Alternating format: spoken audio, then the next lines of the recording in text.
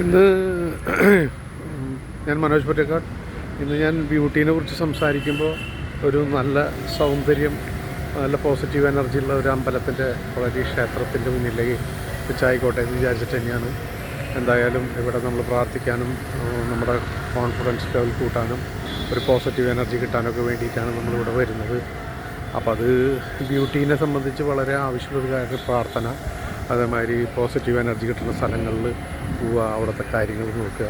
അങ്ങനെ കാര്യങ്ങളൊക്കെ കാണുമ്പോൾ നമുക്ക് വളരെ സന്തോഷം തോന്നും. അപ്പോൾ ഹാപ്പിനെസ് നമ്മുടെ സൗന്ദര്യത്തെ എന്തായാലും വർദ്ധിപ്പിക്കും. അതോടൊപ്പം തന്നെ നമ്മളുടെ ഡ്രസ് കോഡ്, അതേമാതിരി നമ്മൾ ഉപയോഗിക്കുന്ന സാധനങ്ങൾ ബ്രാൻഡഡ് ആവണമെന്നില്ല, പക്ഷേ നമ്മളെ നീറ്റ്നെസ് ഇതെല്ലാം കൂടി വരുമ്പോൾ ടോട്ടാലിറ്റിയാണ് നമ്മുടെ ബ്യൂട്ടി എന്ന് പറയുന്നത്.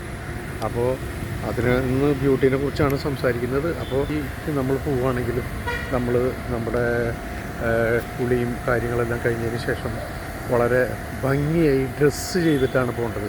നമ്മൾ ഏത് വാഹനത്തിൽ ചെന്ന് ഇറങ്ങി എന്നുള്ളതല്ല ആൾക്കാർ ശ്രദ്ധിക്കുക. നമ്മളെത്ര ഭംഗിയായിട്ട് എത്ര പ്രൗഢിയിൽ വന്നിറങ്ങി എന്നുള്ളതാണ് നമ്മൾ ഇൻട്രാക്ട് ചെയ്യുമ്പോഴും സംസാരിക്കുമ്പോഴും ആൾക്കാരോട് ഇടപഴകുമ്പോഴും നമ്മുടെ ഡ്രസ് കോഡിന് അത്രയധികം പ്രാധാന്യമുണ്ട്. അപ്പോൾ അതുകൊണ്ട് നമ്മളെവിടെ പോയാലും ചമഞ്ഞനെ നടക്കണം. അതുതന്നെയാണ് നല്ലത്. അപ്പോൾ ഏറ്റവും വില കൂടിയ ഡ്രസ്സുകൾ ഉപയോഗിക്കുന്നത് ഞാൻ പറയുന്നില്ല. മാക്സിമം ഒരു പാൻറ്റ് ഇടുമ്പോൾ നമ്മൾ ഷൂ നിർബന്ധമായിട്ട് ഉപയോഗിക്കുക. കാരണം വെച്ചാൽ ഷൂ ഒരു കാലിൻ്റെ സംരക്ഷണത്തിന് വേണ്ടിയിട്ട് ഒരു ഹെൽമെറ്റുമാതിരി ഉപയോഗിക്കുന്ന ഒരു സാധനമാണ്. അപ്പോൾ അതേമാതിരി നമ്മളുടെ വാച്ചായാലും ബാക്കിയുള്ള കാര്യങ്ങളായാലും നമ്മളെ ഡ്രസ്സിന് മാച്ചായിട്ടുള്ള രീതിയിൽ കല്യാണത്തിന് മുമ്പ് കല്യാണം, അതേമാതിരി അല്ലെങ്കിൽ നമ്മൾ ദുഃഖമായിട്ടുള്ളൊരു കാര്യങ്ങളിൽ പോകുമ്പോൾ വേഷവിധാനങ്ങൾ എങ്ങനെ വേണം എന്നുള്ളത് നമ്മൾ ശ്രദ്ധിക്കണം. അതോടൊപ്പം തന്നെ നമ്മളൊരു ഓഫീസിൽ ഇൻ്റർവ്യൂവിന് പോകുമ്പോൾ ഡ്രസ്സ് എങ്ങനെ വേണം എന്നുള്ളത്.